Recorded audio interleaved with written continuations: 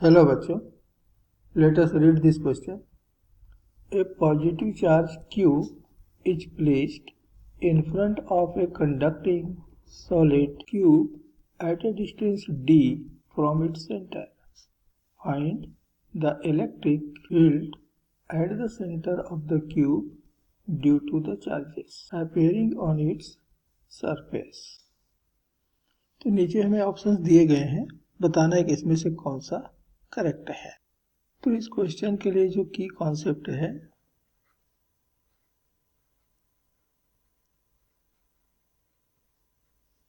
वो है electric field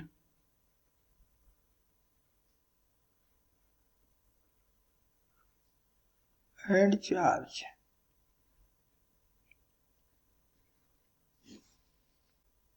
तो हमने क्यूब के सेंटर O से d डिस्टेंस पर एक पॉजिटिव चार्ज रखा है प्लस क्यू। इसके कारण इस क्यूब में बाई इंडक्शन के कारण कुछ चार्जेस प्रोड्यूस होंगे।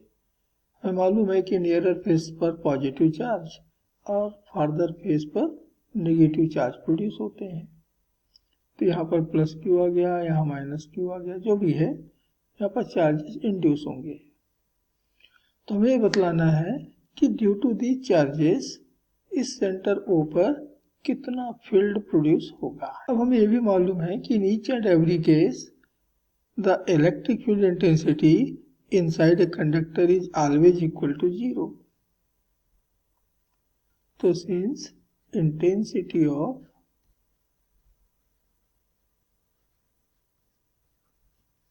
electric field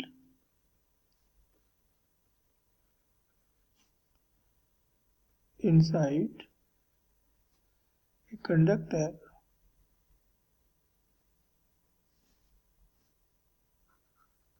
is equal to 0.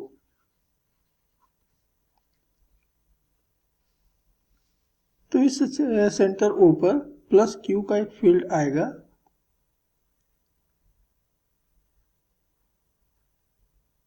ये मान लेते हैं E1, और इसके भीतर इसके सरफेस पर जो चार्जेस हैं उसके कारण जो फील्ड प्रोड्यूस हुआ है ये ठीक इस E1 के अपोजिट होगा और इक्वल भी होना चाहिए, तभी तो दोनों एक दूसरे को कैंसिल करेंगे और पॉइंट O पर नेट इलेक्ट्रिक फील्ड 0 होगा। तो let electric field at the centre due to the charge plus q is E1, देन E1 बराबर मिलेगा 1/4πε0 Q/d का स्क्वायर, और डायरेक्शन होगा away from the charge,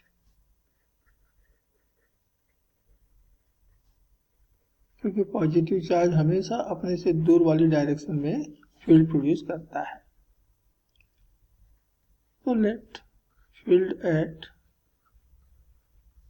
centre O due to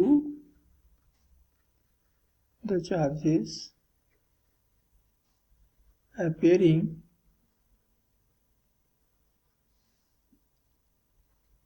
on the surface of cube is E2, then E2 field plus E1 field ये बराबर होना चाहिए 0। इसका मतलब हुआ कि E2 फील्ड ये ठीक बराबर और अपोजिट होगा E1 फील्ड के, अर्थात माइनस E1। तो E2 फील्ड मिलेगा हमको E1 के बराबर 1/4πε0 Q/d का स्क्वायर, लेकिन इसकी डायरेक्शन अपोजिट होगी, अर्थात टूवर्ड्स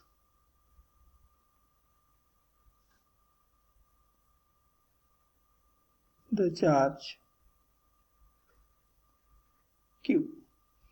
तो Q की तरफ हमको एक फील्ड प्रोड्यूस हुआ मिलेगा due to the charges appearing on the surface which is given by 1/4πε0 Q/d square. और इसलिए इस क्वेश्चन का करेक्ट आंसर होगा option A. And this is final answer of this question. Hope you understood it well. Best of luck.